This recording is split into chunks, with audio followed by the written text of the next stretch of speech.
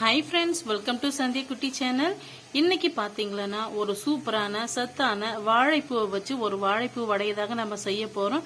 இது எப்படி செய்யுதுன்னு சொல்லிட்டு பார்க்கறதுக்கு முன்னாடி நம்ம சேனலை சப்ஸ்கிரைப் பண்ணாத நண்பர்களாக இருந்தீங்கன்னா ப்ளீஸ் சப்ஸ்கிரைப் பண்ணிக்கோங்க.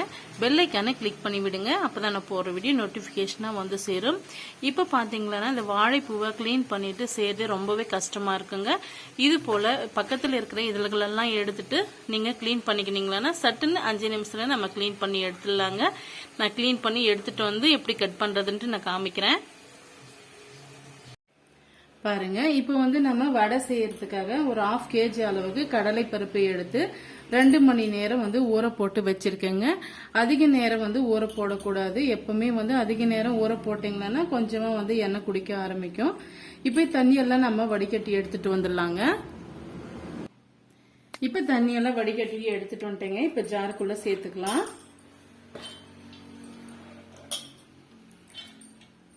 நான் பாதி அளவுக்கு சேர்த்துக்க போறேன். 2 டைம் வந்து போட்டு எடுத்துக்க போறேங்க. தேவைப்பட்டா மட்டும் தண்ணி கொஞ்சம் லைட்டா வந்து தண்ணி தெளிச்சிட்டு நீங்க அரைச்சி எடுத்துட்டு வந்துருங்க. இல்லைன்னா அப்படியே நீங்க நம்ம ஊற வச்சிருக்கிற அந்த கடலை பருப்போட லைட்டா வந்து தண்ணி ஒட்டி வந்திருக்கும். அதுவே வந்து கரெக்டா இருக்கும்.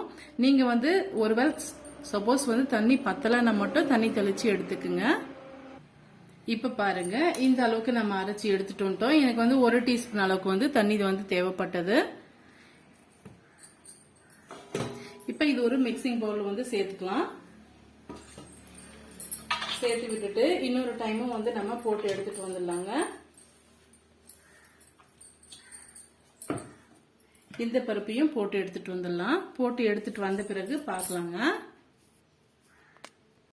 பாருங்க, இந்த அளவுக்கு நம்ம இந்த திக்னஸ்க்கு வந்து பருப்பு அரைச்சி எடுத்துக்கணும். ரொம்ப இலக்கமா இருக்கக்கூடாது. அப்பதான் நம்ம தட்டி சேர்க்கும் போது நல்லா கிறிஸ்பியா கிடைக்கும். இப்ப இது கூட என்னென்ன பொருட்களை வந்து நம்ம சேர்க்குறதுன்னு சொல்லிட்டு நம்ம பார்க்கலாங்க.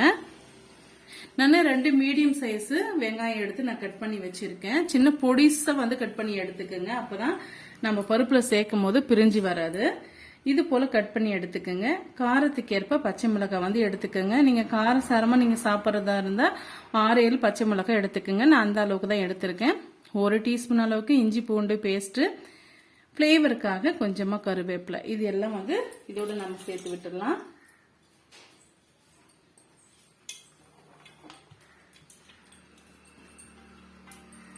பேருங்க சேர்த்து விட்டாச்சு.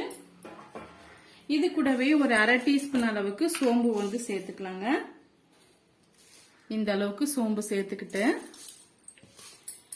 நம்ம பொடிசா நறுக்கி எடுத்துட்டு வந்த வாழைக்காய் பூவை வந்து இதோட நம்ம சேர்த்து விட்டுடலாம். நீங்க வந்து மோர் தண்ணியில வந்து சேர்த்துக்கலாம். அப்படி இல்லைன்னா வந்து அரிசி கழுவி நம்ம வடிகட்டி வச்சிருக்க இல்லைங்களா, அந்த தண்ணிலையும் சேர்த்துக்கலாங்க. உங்களுக்கு எந்த வகையில வந்து வசதியா இருக்கோ அந்த வகையில நீங்க சேர்த்துக்குங்க. நான் வந்து மோர் தண்ணியில ஊற போட்டு இப்ப எடுத்து வச்சிருக்கேன். இப்ப இது கூட நம்ம சேர்த்து விட்டுக்கலாம். இது போல ரொம்பவே பொடிசா இருக்கணுங்க. அப்பதான் பருப்புல இருந்து பிரிஞ்சு வராது.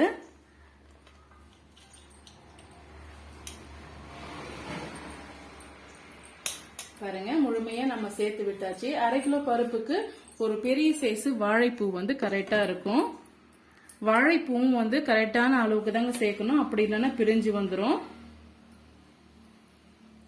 இப்ப இதெல்லாம் சேர்த்துட்டு தேவையான அளவுக்கு நம்ம உப்பு சேர்த்துக்கலாங்க.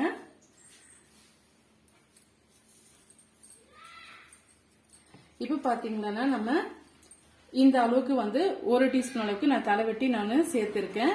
உங்க காரத்துக்கு ஏற்பவோ உங்க சுவைக்கு ஏற்பவோ உப்பு வந்து சேர்த்துக்குங்க. சேர்த்துட்டு ஒரு முறை மிக்ஸ் பண்ணி விட்டு பாருங்க. மிக்ஸ் பண்ணிட்டு பிறகு கரெக்டான பக்குவத்துல இருக்கான்னு சொல்லிட்டு பார்த்துட்டு பிறகு வந்து நம்ம உப்பு சேர்த்துக்கலாம். பாருங்க, இது போல மிக்ஸ் பண்ணி விட்ட பிறகு உப்பு காரம் எல்லாம் கரெக்டா இருக்கான்ட்டு செக் பண்ணி பார்த்துட்டு இது போல உருண்டைகளா செய்து வச்சுக்கோங்க. அப்போ நம்ம தட்டி போடுறதுக்கு ஈஸியா இருக்கும். இப்ப பாருங்க, நம்ம வடை செய்யறதுக்காக எண்ணெய் வந்து நான் சூடுபடுத்திக்கிட்டேன். சூடுபடுத்திக்கிட்டு கொஞ்சமா வந்து கையில தண்ணியை வந்து நனைச்சிக்குங்க. அப்பதான் வந்து டக்குன்னு நம்ம எடுத்து போறதுக்கு வசதியா இருக்கும். உங்களுக்கு எந்த சைஸுக்கு வேணுமோ அந்த சைஸுக்கு தட்டி விட்டுக்குங்க.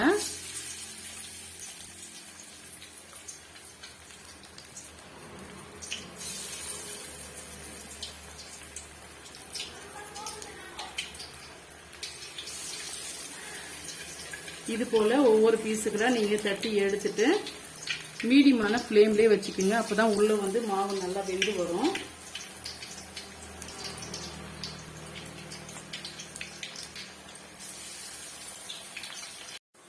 எந்த அளவுக்கு மாவு வந்து இதோட சேர்க்க முடியுமோ அந்த அளவுக்கு வடையா தட்டி சேர்த்துக்குங்க. சேர்த்துட்டு ஒரு 2 நிமிஷம் கழிச்சு இது போல திருப்பி விட்டுக்குங்க. போட்ட உடனேயும் திருப்பி விட்டுறக்கூடாது, கலைஞ்சி போயிடும். இப்ப இது போல ஒவ்வொரு பீஸுகளா வந்து நீங்க திருப்பி விட்டுக்குங்க. அப்ப அதுதான் எல்லா வடையும் வந்து ஒரே ஈவனா நல்லா வெந்து கிடைக்கும். மீடியமான ஃப்ளேம்லயே வச்சுக்குங்க. அப்பதான் உள்ள வந்து மாவு நல்லா வெந்து வருங்க.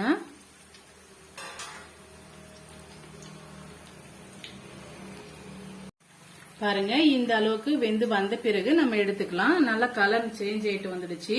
உங்களுக்கு பார்க்கும் போதேவும் தெரியும்.